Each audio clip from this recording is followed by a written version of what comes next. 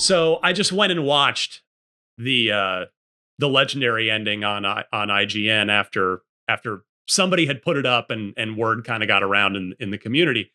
And without spoiling it, and we're not going to show it here, you can go look it up if you want to see it. But there is, I mean, I'm trying to think how much to say and how much not to say. Yeah. I mean, it's like, put it this way, there's a clear reference. It's like a fourth wall breaking kind of thing where there's a reference made to a sequel, which they're gonna make a Halo sequel. That's crazy. Seemingly a Halo 2 remake, obviously, is where we're going with this. So, Michael, I'll start with you. Like, sure. Was that your takeaway from that legendary ending? And if so, what do you is that what you want to see from a game that has already kind of been? I don't know if you'd call Halo 2 Anniversary a remake. I guess technically it's not. Oh yeah, but remaster with a different set of aesthetics, which I've been as I mentioned, I've been replaying Halo 2. I've been bouncing between the two. I think the re-upped visuals on Halo 2 are more effective than the ones in Anniversary Edition for Halo 1. Oh yeah, agreed. Yeah. I think the Halo 2 is that Anniversary Edition is better about maintaining that art style, I think. But on the topic of, do we want a Halo 2 remake? It's tricky because I think that if they were to take creative liberties with the campaign of Halo 2, they could make it better. Because there are moments in the Halo 2 campaign that I absolutely love. I just mentioned the opening mission with Chief dropping the bomb. That is some of the most badass thing I've ever seen in a video game. And then just like moments like jumping onto a scarab for the first time, like that's such a cool moment. And the Arbiter stuff, when you're introduced and you're put into the Arbiter's shoes for the first time, there's just powerful moments in the Halo franchise that don't need to be touched. But as you get later on that campaign, I think there are ways to make it more elegant, to make it more seamless, I guess. And I think that campaign does end up losing a little bit of steam, but if they take creative liberties towards the end of it, I think they could make something really, really special that would be more impactful than the Halo 1 remake. It was like, there are changes later on in that campaign for Campaign Evolved, which are nice. But if they were to take a stab at Halo 2, I would want to see them do a little bit more with the creative freedom that they get. Because it seems to me, and if you've played I don't know, how do I say this? The end, if you finish the prequel missions, that is further evidence that they are thinking about doing this kind of thing. So it almost like you put those two together, it's like, well, I feel like it's a foregone conclusion at this point. But again, as to what they would do with the Halo 2 remake, I think that, and also if you were to remake Halo 2, you got to do the multiplayer, man. Halo 2 multiplayer is Zanzibar. My God, dude, dog. Like you have to. Obviously, Halo 3 was like on the 360 era was like the peak of Halo multiplayer, but I think 2 is still the number one multiplayer for Halo for me because of maps, dual wielding, all the different customization options. Like, of course, we have MCC and we have Forge and we have all that customization now across the board. But a UE5 Halo 2 remake, you got to have the multiplayer mode. It's just peak multiplayer shooter stuff, man. You got to have it in there, along with a rethought campaign, a little bit more to it. I think that could be something special. I think it'd be more impactful than what Campaign Evolved currently is. Chief, where are you going? To give the Covenant back their bomb. Dude, come on, so man. Good. Come on. Good. Oh, man. Paris, talk to me. Halo 2 remake. What does it need?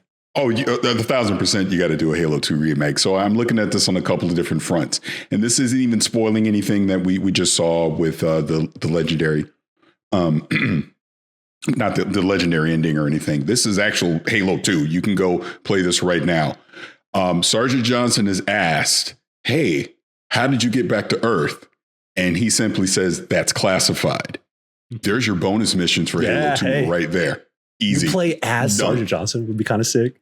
Well, the only thing is obviously you got to get Chief in there somehow. So how do you combine that? But how does Sergeant Johnson get back to Earth? Let's show that. I absolutely want to see that. Now, the other thing that I would love to see them do. I think I know what you're going to say. Yeah, I was going to say, you go. Oh yeah, do it. I was at that E3. I went to that Halo 2 demo, I think 4 or 5 times. And that was that whole thing where you initially found out dual wielding is happening and, you can hijack vehicles and all that. Technically, that is playable today on PC. I forget exactly how. Integrate that into the campaign because they tried to kind of sort of recreate that in the campaign mission.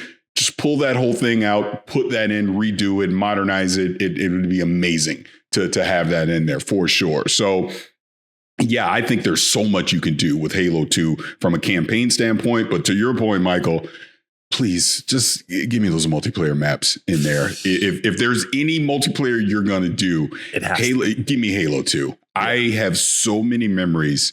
I will never forget going to GameStop at midnight, picking up Halo 2, going home, and our online group, we played those multiplayer maps until the sun came up. I mean, that's just how transformative that was. Xbox Live is what it is today because of Halo 2 and the party system and everything they were able to do at the time. So yes, please give us a Halo 2 remake.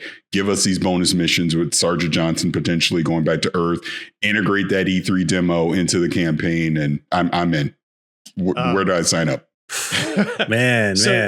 You didn't say what I thought you were going to say. Okay. I'm glad you said the famously cut E3 demo though, because that was that live stream that Frank O'Connor and Brian Gerard did some years ago, where they like went and they had it on a dev kit and then like fired it up and were actually playing it and sort of showing people how it was duct taped together. Yeah.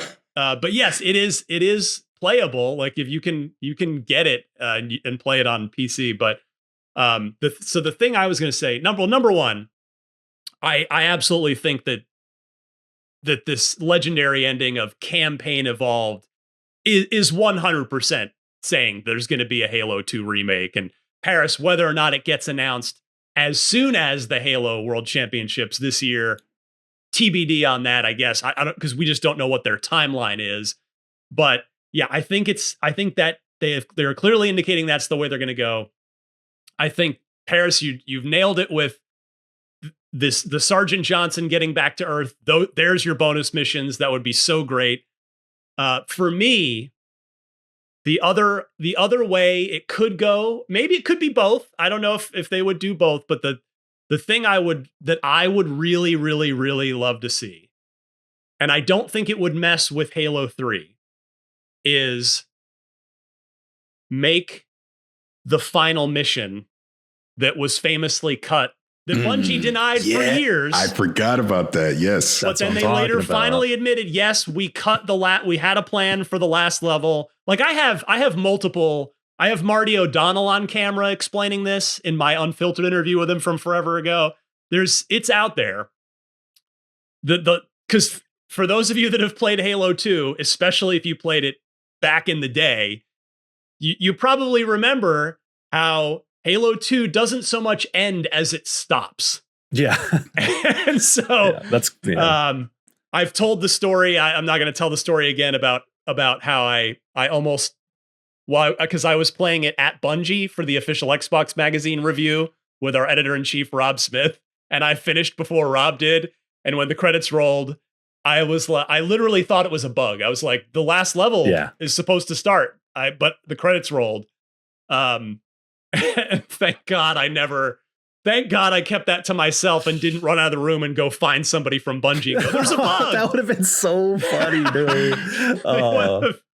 That would have probably not. I never would have been welcome back to Bungie again. Probably after that. Man, that's that's kind of what I was getting at when I say like the Halo 2 campaign like just kind of runs out of steam at the end. Yeah. Like that's obviously an area. Tartarus being no, that's not the end of this game. But anyway. Yeah, doing that last mission, because I believe Marty O'Donnell had told me, somebody told me that like the storyboards exist for that. Like there's there's material to build off of there to do a proper, crazy, amazing like ending to that game. Yeah. But I just want to add on and say I'm so glad that both of you so strongly said if there's a Halo 2 remake, it has to have multiplayer, because I feel so exactly the same way. Yes. For all the same reasons. It is the greatest Xbox multiplayer game of all time. I will not be taking questions. Hey, it is not up for right. debate. Way to go fight you on that. It's the killer app for Xbox Live. Yes. It is. I mean, and for those of you that are too young for it, you're going to think what I'm about to say is just an old guy exaggerating, but I promise you, when I say this, it is 100% real. And that is, it had the most advanced matchmaking system in gaming, period. Because even at the time, Paris, you remember PC multiplayer shooters, you would browse a list of servers, pick one, and then jump into it, and then you'd play the game. The game would end, and you'd go back and have to go back to the server list and pick another damn game. And Max Hoberman and the Bungie team, they created that whole virtual couch system where you could get together with your friends, stay with your friends, configure however you wanted. You could go into matchmaking together, which we'd never seen before. To that point. And then on top of it all, not only was it so amazing under the hood, if you will, but I will go to my grave arguing that Halo 2 has the best collection of multiplayer maps in any shooter of all time. And that, I'll put that up again. Like, Counter-Strike has one legendary map. No one can tell you any other maps besides DE Dust in Counter-Strike. One of the other greatest shooters of all time. Halo 2 has, you guys already started naming them. It has Zanzibar. It has Lockout. It has Ivory Tower. It has Ascension. It has Midship. Of course, Midship. Oh my God, one of the greatest of all time. I mean, it is. And then they even added on. They did the multiplayer map pack later that added even more great maps. So yeah, for as just for as unexcited as I was and am about Campaign Evolved, despite acknowledging how well executed and how well done it is, I will be actively antagonistic towards a Halo 2 remake if it does not have Unreal Engine 5 remade multiplayer. If they want to just do the original 12 maps and leave out the multiplayer map pack for development timeline, budget I'd be okay with that. I'll take it. I would be okay with that. But yeah, I will be the leader of the pitchfork and torch mob heading to Halo Studios' front door if there's a Halo 2 remake without PvP multiplayer. I can't imagine that. I just can't put it any clearer than that. Well, I guess that goes back to the hope again, like you mentioned at the Halo Championships in December, we get some clarification on the future of multiplayer for Halo, because even if it's not, let's just say it's not a part of the Halo 2 remake, but they're announcing, hey, we're having, I don't know, some standalone thing, and we're going to bring all the classic maps into it. That would be the compromise to that. But I mean, who knows? I mean, we'll obviously see what they're able to announce, but they've got to talk something about multiplayer in the near future, in my opinion, because I mean, Infinite, they stopped active support of it. Was it 2 years ago? I think. It's been a minute. Yeah. So we got to hear something for multiplayer with Halo. Well, I'm glad that's a good segue into kind of the last part of the Halo conversation before we move into Gears of War E-Day, which is a new super fun multiplayer game that's about to come out. a quick yes or no. I expect I know what each of you are going to say.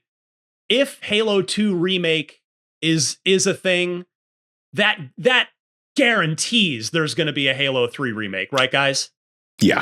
There's no way they do 1 and 2 and not 3. Yeah, in for a penny, in for a pound, right? So yeah, they got to finish it. You got to finish the fight. You got to finish the fight. Come on, man. Yeah, so you got to do it. My thoughts exactly, especially when 3 is the only one that's never gotten any formal remaster or remake, right? Yeah. Yeah. All right, so go ahead. I was say I'm on board with that. I think like Halo 3's campaign still feels modern enough, but again, kind of going back to the idea, like I want Halo Studios to again, like I'm not a purist of these things, but I want them to have creative freedom to make these things still true to what they were, but also expand on them in meaningful ways. Yeah. Move the needle. I want to see you move the needle with that. And if you're going to do Halo 3, you got my permission, I guess. So I already have an idea for bonus missions with that too. All right. So we know Chief is on his way back to Earth, and he literally jumps out the ship, and lands in the forest.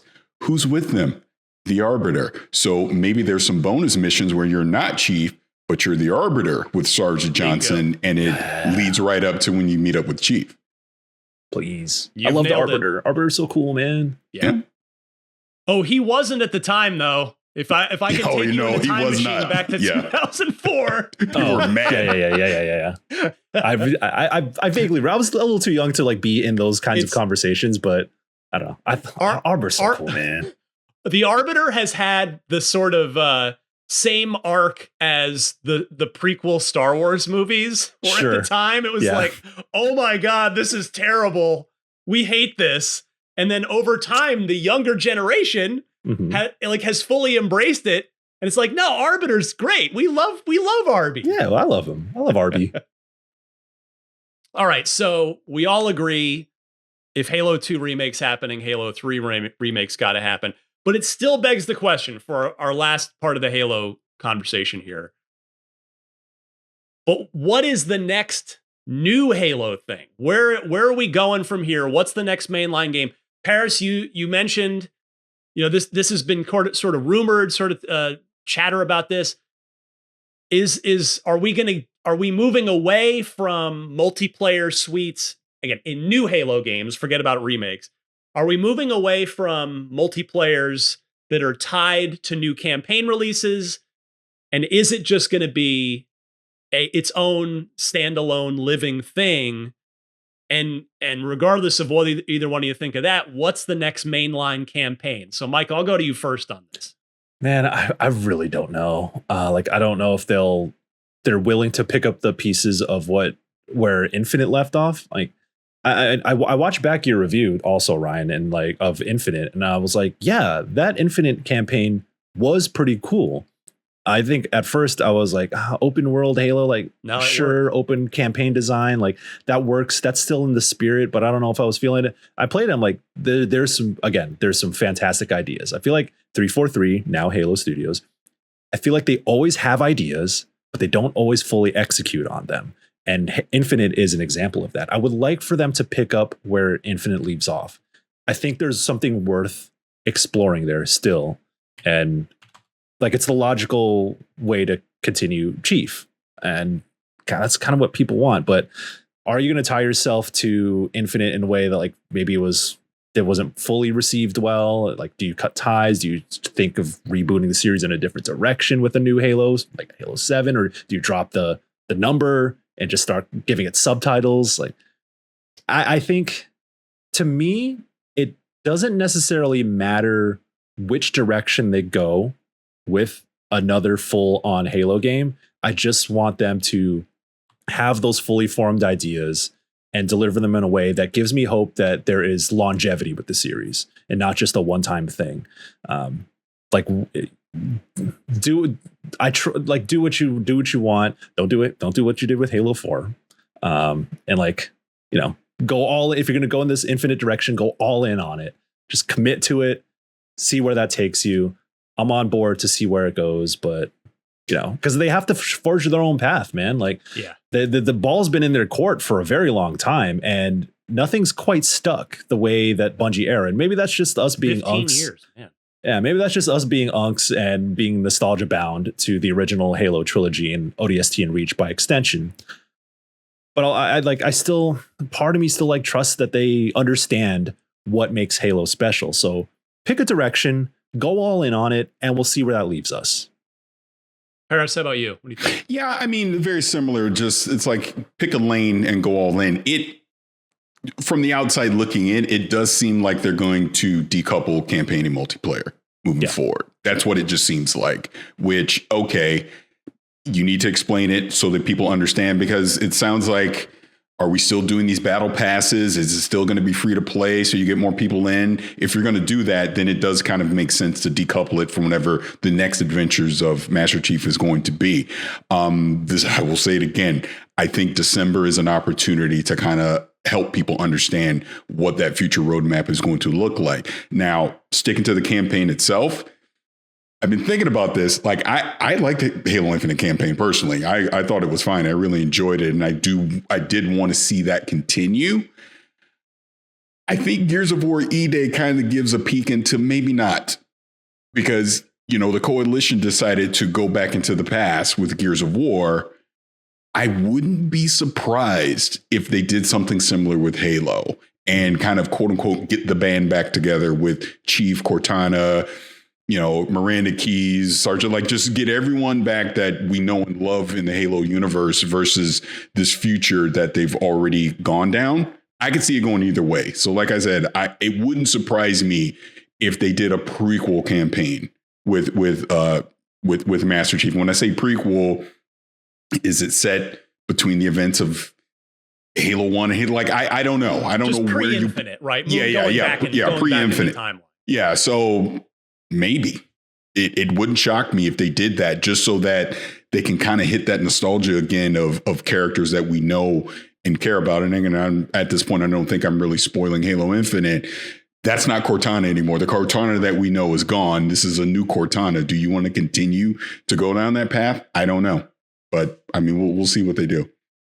Yeah. I mean, obviously I've talked before on here about rebooting Halo, and is that ultimately the direction it's got to go? And I still I think there are pros and cons either way. And on the multiplayer piece, you know, I totally hear you, Paris, on decoupling it. And I mean, they kind of did that with Infinite. They made it. They made the multiplayer its own free to play thing. And I guess there's pros and cons. So the pro I wrote down for decoupling it is, it's obvious, right? It's not like some grand insight, but if you have a successful multiplayer, it's not going to be displaced every 4 or 5 years or whatever by a new Halo campaign release.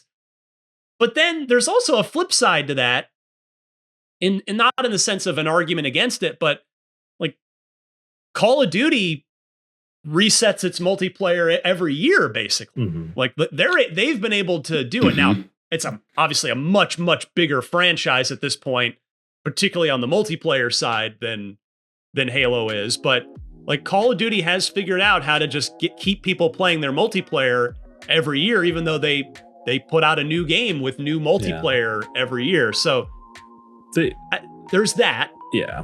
I will say about Call of Duty, they have Warzone that exists in perfect. Thanks for checking out this clip from Unlocked, IGN's weekly Xbox show. If you enjoyed it, don't forget to watch the full episode at youtube.com/IGN Games. New episodes of Unlocked drop every Thursday on IGN Games, IGN.com, and your favorite podcast platforms. Thanks for watching, and we'll see you next time.